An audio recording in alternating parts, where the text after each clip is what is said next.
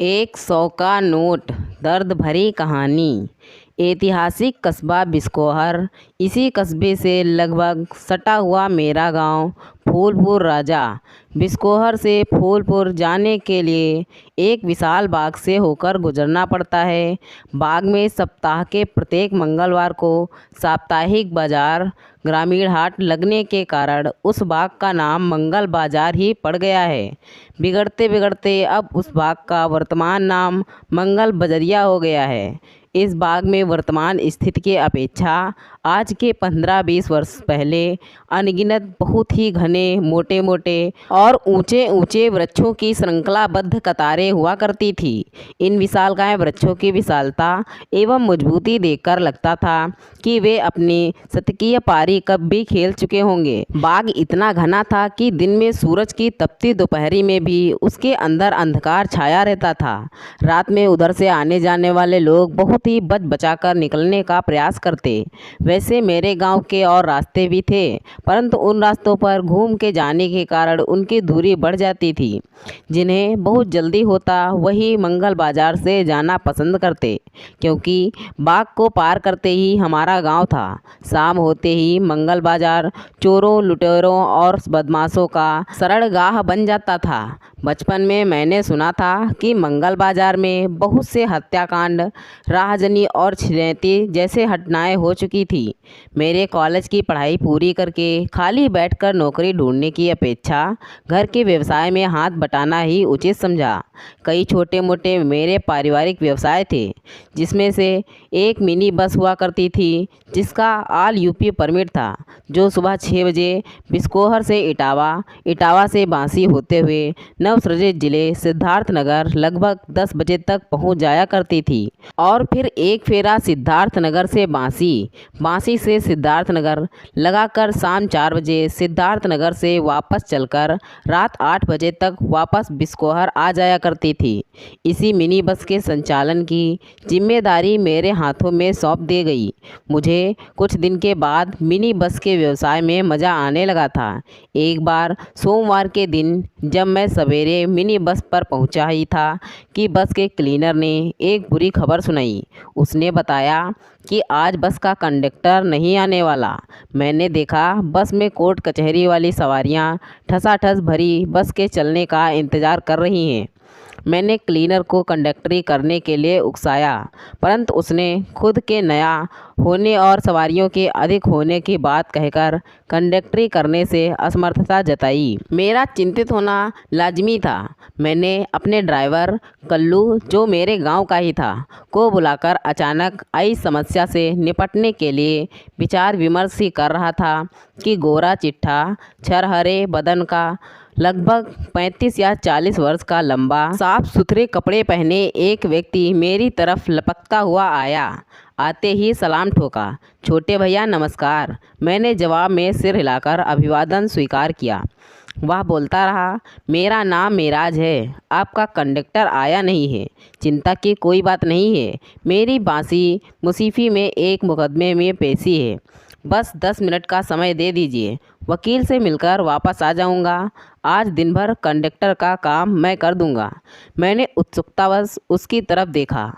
मेरी मनोभावों को चातुरता से ताड़कर वह बोला, बिस्कोहर से बलरामपुर रूट पर चलने वाली बसों पर मैंने कई बार कंडक्टरी की है। मुझे आप नहीं जानते, परंतु बड़े भैया मुझे अच्छी तरह से जानते हैं। हम लोगों का साथ उठना बैठना है। मैंने प्रश्नवाचक दृष्टि से कल्लू की तरफ देखा। कल्लू ने सिर हिलाकर सहमति जताई।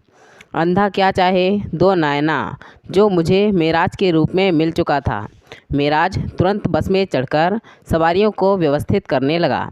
मिनी बस सवारियों से ठसाठस भरी अपने गंतव्य की ओर रवाना हो चुकी थी। भीड़ अधिक होने के कारण बस में शोरगुल बहुत अधिक हो रहा था। स्टाफ सीट पर बैठा मैं मेराज के कार्य का अध्ययन कर रहा था। वह अपना काम बहुत ही निपुणता से कर रहा था। हंस हंसकर सवारियों से बातें करते हुए किराया वसूलना, सवारियों को प्रेम से चढ़ाना और उतारना, ऐसा लग रहा था कि वह एक पेशेवर कंडक्टर हो। मुझे उसका काम पसंद आने लगा था।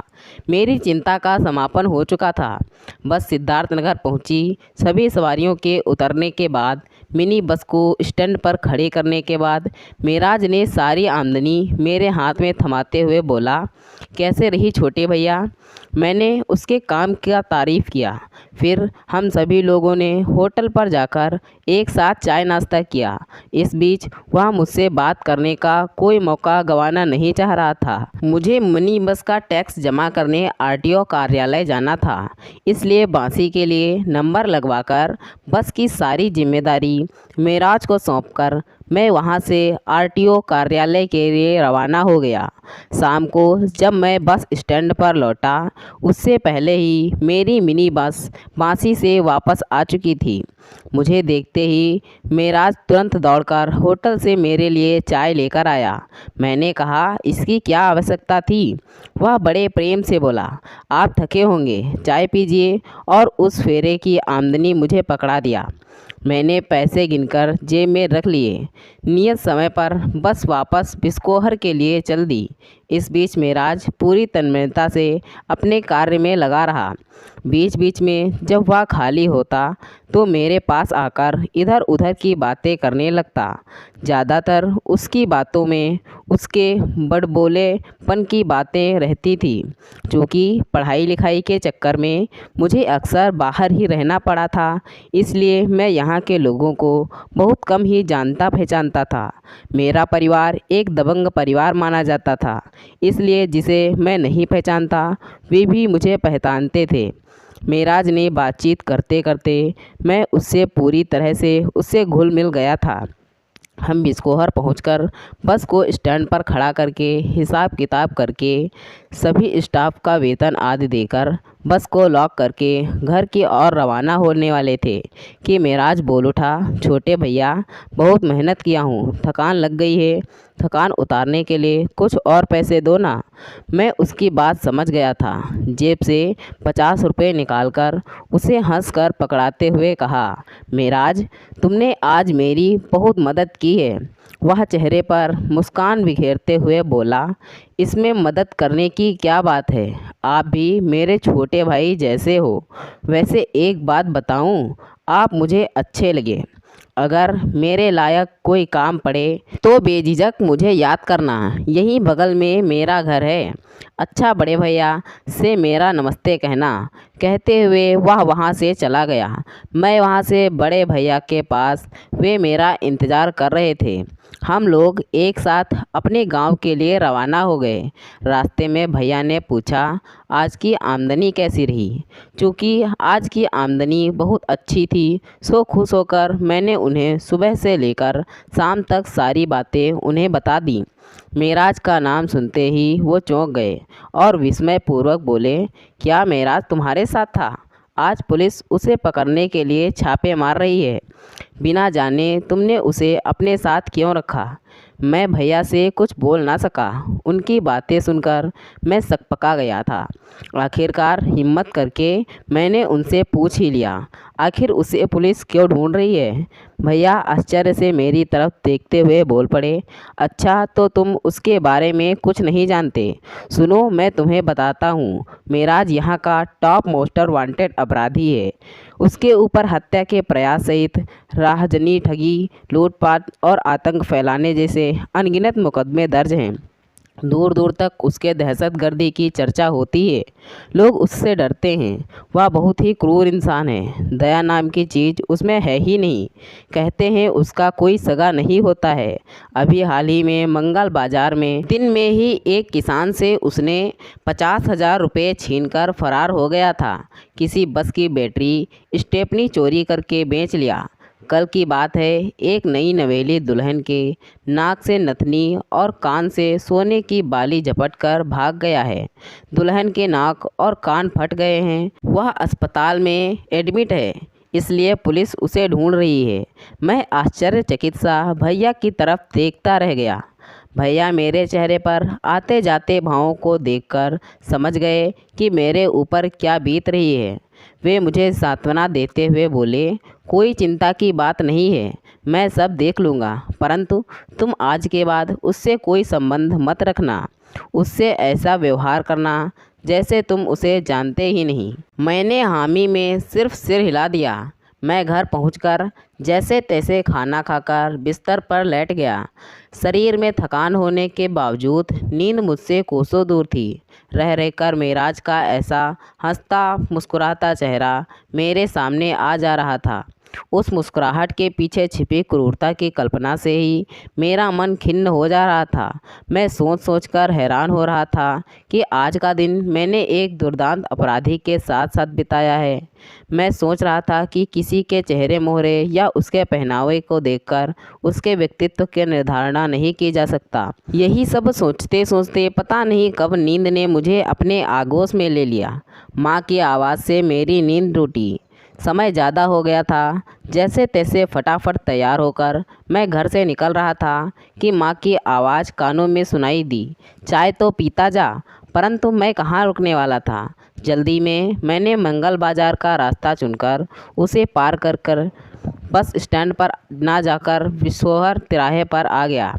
देर हो चुकी थी। कल्लू बस लेकर तिराहे पर मेरा इंतज़ार कर रहा था।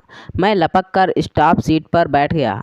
बस अपने गंतव्य की ओर चल दी। मैंने अपने कंडक्टर से कहा कि समय मिले तो किसी होटल पर बस रुकवाना, क्योंकि मुझे चाय पीना है। बस सवारियों से आज भी ठसाठस भरी थी। शोरगुल भी हो रहा था। इटावा के आगे मझौवा चौराहे पर कंडक्टर ने बस रुकवाया और मेरे पास आकर बोला, भैया चलो चाय पी लो। बस के रुकते ही सभी सवारियां भी चाय पीने के लिए नीचे उतर गईं। हम लोग भी वहीं पड़ी एक बेंच पर बैठ गए। होटल वाला चाय नमकीन आदि देकर चला गया। कंडक्टर ने मुझे बताया कि भैया 3 स्टाफ पुलिस के हैं। पुलिस स्टाफ अक्सर मेरी बस से यात्रा किया करते हैं। उनका किराया नहीं लेने की हिदायत भैया द्वारा दे गई है। पुलिस वालों का बराबर आना जाना लगा रहने के कारण अधिकतर मुझसे परिचित हो गए थे। एक परिचित पुलिस वाला मेरे पास आया। मैंने गर्मजोशी से हाथ मिलाकर उसका अभिवादन किया और चाय वाले से उसके लिए भी चाय लाने को कहा। पुलिस वाले ने अपने साथी को भी चाय पीने के लिए नीचे बुलाया और चाय वाले से 2 चाय और लाने को कहा। दूसरा पुलिस वाला नीचे उतरा तो मैंने एक अकल्पनीय नज़ारा देखा। उसके हाथ में हथकड़ी सी रस्सी थी। उसके पीछे दोनों हाथों में हथकड़ी लगाए लंगड़ाते लंगड़ाते मेराज चला आ रहा था। उसके चेहरे पर दुख और व्याकुलता के भाव थे। चेहरा पीला पड़ गया था, बाल बिखरे और कपड़े गंदे हो गए थे। वह दर्द से कराह रहा था। पुलिस वाले ने डांटकर उसे नीचे जाने का आदेश सुनाया। मैंने देखा कि वह भर भराकर गिरते हुए नीचे बैठ गया। पुलिस वाला मेरी बगल में बेंच पर ही बैठ गया। मेराज ने मुझे देखकर हाथ उठाकर नमस्ते किया। मैंने उसके प्रति कोई प्रतिक्रिया नहीं व्यक्त की। चाय वाला 2 और चाय लाकर मेरे सामने मेज पर रख गया। पुलिस वाले ने एक चाय उठाकर उसे पकड़ाते हुए हे दृष्टि डालकर बोला, ले पी सा, और दूसरी चाय उठाकर खुद पीने लगा। मेराज चाय के छोटे छोटे घूंट लेने लगा। सभी यात्री चाय पीकर अपनी अपनी सीट पर बैठने लगे थे। मैं भी चाय वाले को पैसे देने के लिए उठा ही था कि मेराज कराहते हुए मुझसे बोला, छोटे भैया एक बंडल बीड़ी और एक माचिस दिला दो। ना चाहते हुए भी मैं उसके आग्रह को ठुकरा ना सका। होटल के बगल में स्थित पान की गुमटी से एक बंडल बीड़ी और एक माचिस लेकर उसकी गोद में उछाल दिया। पहला पुलिस वाला मेरे पास आकर बोला, इस कमीने को कुछ नहीं देना चाहिए था भैया, यह दया दिखाने के काबिल नहीं है। साले ने जीना हराम कर दिया था। अब यह गया 6 साल के लिए अंदर। अब क्षेत्र में शांति रहेगी। उत्पात मचा के रख दिया था साले ने। गालियों से नवाजते हुए पुलिस वाला उसे अंदर बस में चढ़ाने की कोशिश करने लगा। भीड़ अधिक होने के कारण वह मेरे पास ही खड़ा हो गया। पुलिस वाले अपनी सीट तक जाने के लिए रास्ता बना रहे थे।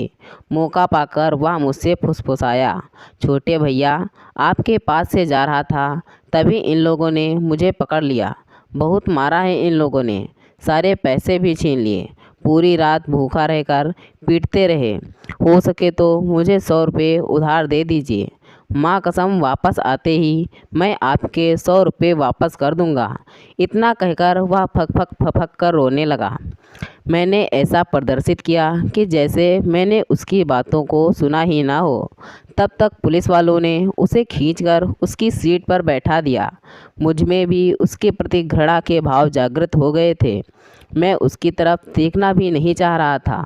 बस में बैठा वह मेरे लिए भार लग रहा था। मैं चाह रहा था कि कितनी जल्दी बांसी आए और पुलिस इसको लेकर बस से उतर जाए। आखिर इंतज़ार की घड़ियां समाप्त हुई। बांसी बस रुकी। पुलिस वाले मेराज को लेकर उतरने को हुए। मैंने भी पलटकर उस ओर देखा। वह आग्रह भरी याचिका दृष्टि से मेरी तरफ देख रहा था। मेरी नज़रें उसकी नज़रों से मिलते ही मैं एक अनजानी अदृश्य शक्ति के वशीभूत हो अपने जेब से एक 100 रुपये का नोट निकालकर मेरे पास से होकर जा रहे मेराज के जेब में ठूंस दिया। मैंने सुना वह कह रहा था, आपका एहसान ज़िंदगी भर नहीं भूलूंगा। वे बस से उतर चुके थे। मैंने बस की खिड़की से झांक कर देखा। वह मुझे देखकर मुस्कुरा रहा था। उसके मुस्कुराहट में कुटिलता साफ झलक रही थी। उसकी कुटिल मुस्कान मेरे हृदय को चीर गई थी। मैं अपने अचानक लिए निर्णय पर शर्मसार हो रहा था। मैं पश्चाताप की अग्नि में जल रहा था, परंतु अब किया क्या जा सकता था। अब पछताए होत क्या जब चिड़िया चुग गई खेत। उस दिन भी वह मेरे विचारों में आकर मुझे व्यथित कर रहा था। कुछ दिनों बाद मैं इस घटना को एकदम भूल चुका था। लोकसभा चुनाव की अधिसूचना जारी हो चुकी थी। प्रथम 2 चरणों का चुनाव संपन्न कराकर अर्धसैनिक बल, पैरामिलिट्री फोर्स और बीएसएफ के जवानों का तीसरे चरण का शांतिपूर्ण मतदान कराने हेतु मेरे जिले में पदार्पण हो चुका था। छोटी गाड़ियों का अधिग्रहण शुरू हो चुका था। मेरी मिनी बस का अधिग्रहण भी अर्धसैनिक बलों द्वारा आज शाम को करा लिया गया। अर्धसैनिक बल के कमांडर ने मुझे बताया कि आपकी गाड़ी चुनाव तक के लिए अधिग्रहित की जा रही है। आप अपनी गाड़ी के साथ केवल एक ड्राइवर को रख सकते हैं। आज आप जाइए, कल आकर लॉग बुक वगैरह की फॉर्मेलिटीज़ पूरी कर दीजिएगा। मैंने कल्लू को खर्च के लिए पैसे वगैरह देकर उसे अच्छी तरह से समझाकर कंडक्टर और क्लीनर के साथ लेकर घर वापस के लिए सड़क पर आकर साधन का इंतज़ार करने लगा। लगभग सारी छोटी गाड़ियों का अधिग्रहण होने से यातायात के साधनों में भारी कमी हो गई थी।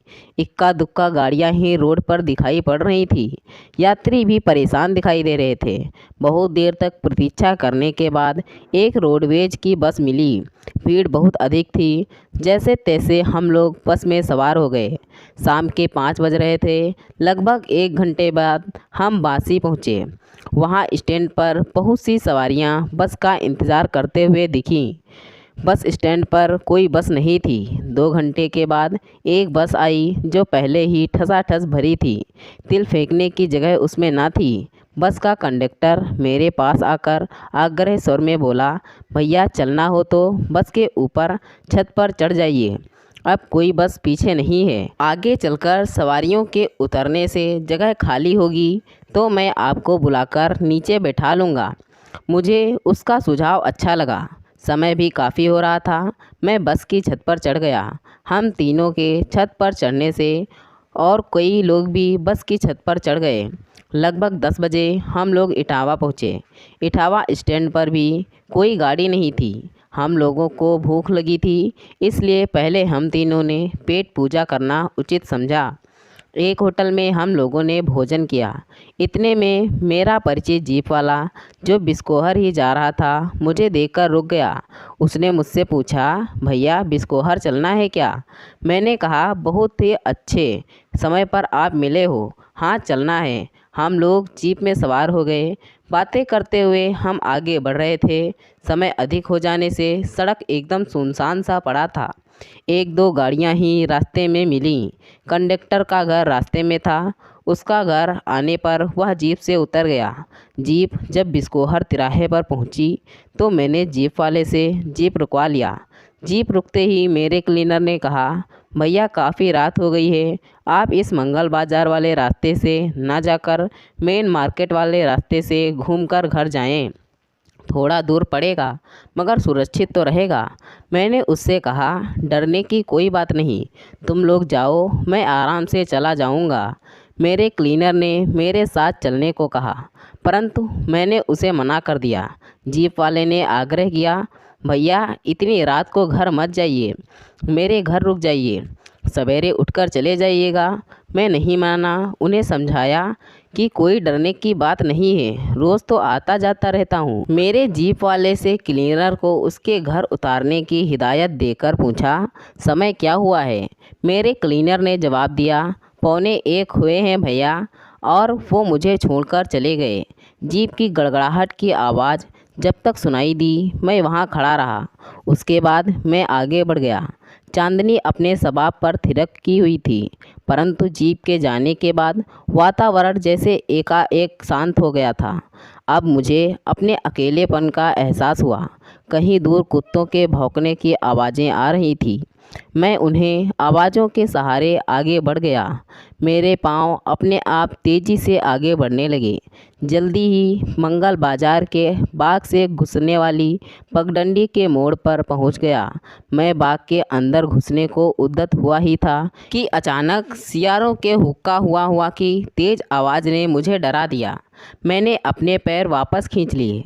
मुझे अपनी गलती का एहसास होने लगा था। मैं सोच रहा था कि जीप वाले और अपने क्लीनर की बात ना मानकर मैंने बहुत बड़ी गलती कर दी है, परंतु अब मैं वापस भी तो नहीं जा सकता था। मरता क्या ना करता। वहीं पर उगे एक बेहये का मोटा डंडा तोड़कर हाथ में लेकर अगल बगल घुमाता मैं बाग में घुस गया। बाग में घुप्पे अंधकार था। कहीं कहीं जहाँ पेड़ में पत्तियाँ कम थी, वहीं चांदनी पत्तियों से छनकर जमीन पर छिटक कर अंधकार को भगाने का असंभव प्रयास कर रही थी। वैसे मैं अनगिनत बार इस रास्ते से आता जाता रहा हूँ, जहाँ दिन में ही झिंगुरों की आवाज़ें सुनाई देती थीं, पर मैंने कभी इन पर ध्यान नहीं दिया। परंतु आज जैसे झिंगुरों की आवाज़ें बहुत तीव्र हो गई थीं। यही झंझनाहट की ज़ोरदार आवाज़ें बाग को भयानक और भयानक बना रही थी। उल्लुओं की काच कूच की आवाज़ें मेरे बचे कुचे साहस को ख़त्म करने पर उतारू थी। मैं लगभग दौड़ने की तेज़ी से चलकर बाग को पार कर ही रहा था, तभी मुझे अपने आगे कुछ सरसराहट की और सूखे पत्तियों की चरमराहट की आवाज़ सुनाई दी। मेरी गति में अप्रत्याशित इजाफा हो गया था। मैं आधा से ज़्यादा बाग को पार कर चुका था। शेष भाग को जल्द से जल्द पार कर लेना चाह रहा था। तभी एक कड़कदार और भारी भरकम आवाज़ मेरे कानों में पड़ी, ठहर जाओ वहीं पर। उसकी विपरीत दिशा से भी उससे अधिक तेज़ आवाज़ आई, आगे मत बढ़ना। मैं निस्तेज सा वहीं ठिठक गया। जिस अनहोनी आशंका से मैं ग्रसित था, वह घटना मेरे सामने घटित हो रही थी। मैं बहुत डर गया था। तभी मेरे पीछे से आवाज़ आई, कौन हो? मैं पीछे घूमना चाह रहा था, पर जैसे मुझे सांप सूंघ गया हो। मेरे शरीर में शक्ति नहीं रह गई थी। मेरा जबान सूख गया था। मैं उसे अपना परिचय देना चाह रहा था, पर मेरे मुख से शब्द नहीं निकल पाए। इतना आभास हो गया था, वे 3 थे। पत्तों से छनकर आने वाली चांदनी में धुंधली छवि 2 लोगों की दिख रही थी। वे मेरे अगल बगल खड़े थे। एक मेरे पीछे था। मेरे दाहिने खड़े आदमी ने मुझे पकड़कर झकझोरा और झुंझलाते हुए कड़का, कौन है तू, क्यों नहीं बोलता? मैंने अपने आप को संभालते हुए बोलने के लिए मुंह खोला ही था कि एक आकृति सामने से आकर मेरे पास छिटक गई। मुझे लगा कि वह मुझे पहचानने का प्रयास कर रहा है। फिर वह बड़े प्रेम से बोला, कौन? छोटे भैया आप? मेरे मुंह से बोल फूट पड़े, मेराज। इतने में मेराज कड़कदार आवाज़ में गुर्राया, आदमी नहीं पहचानते तुम लोग? भाग जाओ यहाँ से, इन्हें कुछ हुआ तो अनर्थ हो जाएगा। चलो भागो यहाँ से, दोबारा दिखाई मत पड़ना। उसकी धमकी का प्रभाव तुरंत हुआ। वे एक तरफ को चले गए। सूखे पत्तों की चरमराहट उनके वहाँ से चले जाने का संकेत दे रही थी। मेराज बोला, चलो मैं आपको घर तक छोड़ देता हूँ। मैं उसके पीछे पीछे चल पड़ा। वह फिर बोला, ज़माना बहुत ख़राब है, ज़्यादा रात होने पर कहीं रुक जाया कीजिए। मैंने लंबी हामी भरी। बाग के बाहर आकर मैं बोला, अब मैं चला जाऊंगा, मेराज तुम जा सकते हो। वह बोला, अच्छा आप जाइए, और हाँ बड़े भैया से मेरा नमस्ते कहना। इतना कहकर वह पुनः उसी बाग में खो गया। मेरे बदन से थरथराहट अभी भी बरकरार था। धीरे धीरे अपने को सामान्य करते हुए मैं घर पहुंचा। दरवाज़ा पिताजी ने खोला और लगे डांटने, इतनी रात को चलते हो, तुम्हें डर नहीं लगता? किसी दिन ठोकर खाओगे तब मेरी बातों की कीमत मालूम होगी। मैं भागकर अपने कमरे में जाकर बिस्तर में घुस गया। आज फिर मेराज का चेहरा मेरी आंखों में घूम रहा था। उसके एहसान के कारण मेरे हृदय में उसके प्रति सम्मान जाग गया था।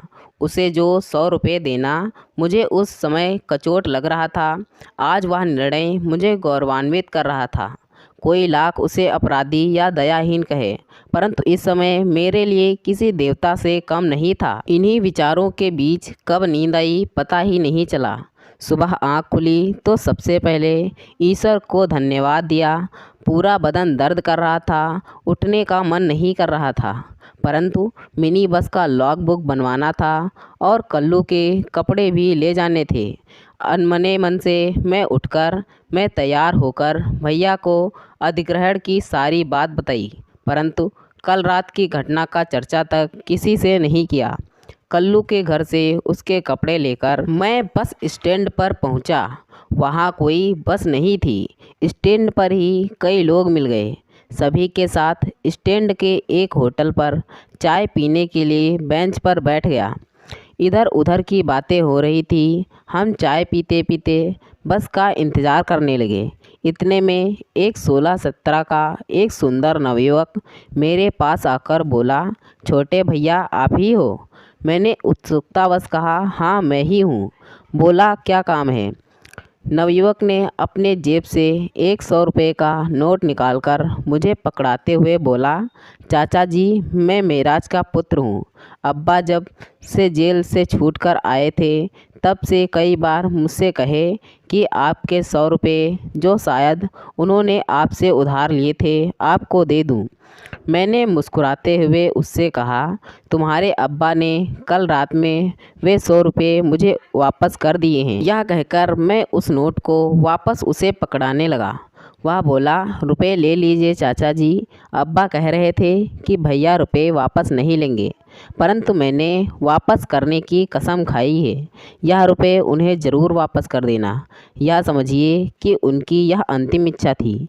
मैं चौंक कर उसकी तरफ एकटक देखते हुए बोला, क्या बकवास कर रहे हो?